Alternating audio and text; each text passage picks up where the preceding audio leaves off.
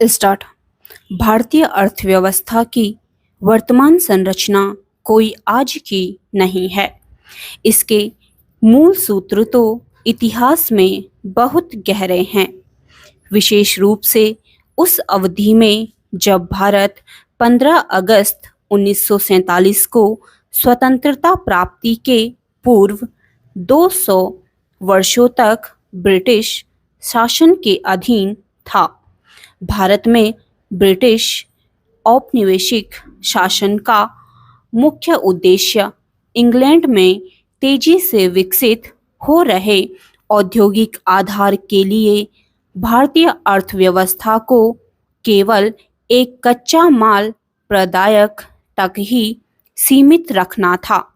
उस शासन की अधीनता के शोषक स्वरूप को समझे बिना स्वतंत्रता के बाद के पिछले 6 दशकों में भारत में हुए विकास का सही मूल्यांकन कर पाना संभव नहीं। अंग्रेजी शासन की स्थापना से पूर्व भारत की अपनी स्वतंत्र अर्थव्यवस्था थी। यद्यपि जनसामान्य की आजीविका और सरकार की आय का मुख्य स्रोत कृषि था, फिर भी देश की अर्थव्यवस्था में विभिन्न प्रकार की विनिर्माण गतिविधियां हो रही थीं। सूती व रेशमी वस्त्रों, धातु आधारित तथा बहुमूल्य मणिरत्न आदि से जुड़ी शिल्प कलाओं के उत्कृष्ट केंद्र के रूप में भारत विश्व भर में सुविख्यात हो चुका था।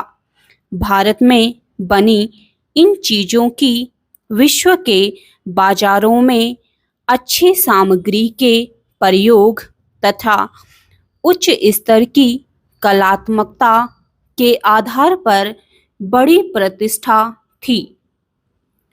औपनिवेशिक शासकों द्वारा रची गई आर्थिक नीतियों का अध्ययन भारत का आर्थिक विकास नहीं बल्कि अपने मूल देश के आर्थिक हितों का संरक्षण और संवर्धन ही था।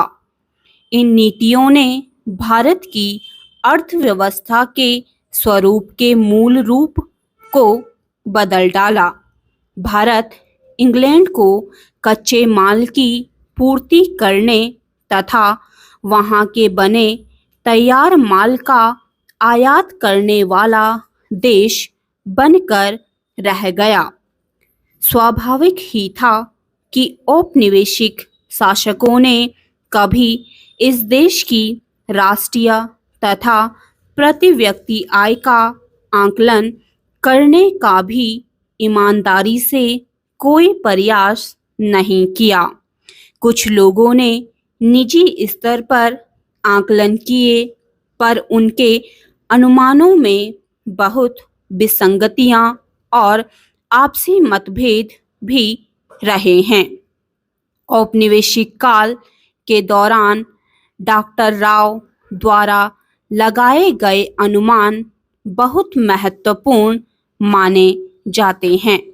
फिर भी सभी अध्ययनकर्ता एक बात पर सहमत रहे हैं कि 20वीं शताब्दी के पूर्वार्ध में भारत की राष्ट्रीय आय की वार्षिक समवृद्धि दर 2% से कम ही रही है तथा प्रति व्यक्ति उत्पाद वृद्धि दर तो मात्र 0.5% ही रह गई।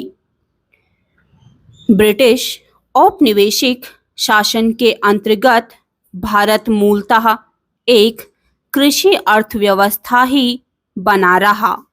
देश की लगभग 85% जनसंख्या जो गांवों में बसी थी, प्रत्यक्ष और परोक्ष रूप से कृषि के माध्यम से ही अपनी रोजी रोटी कमा रही थी।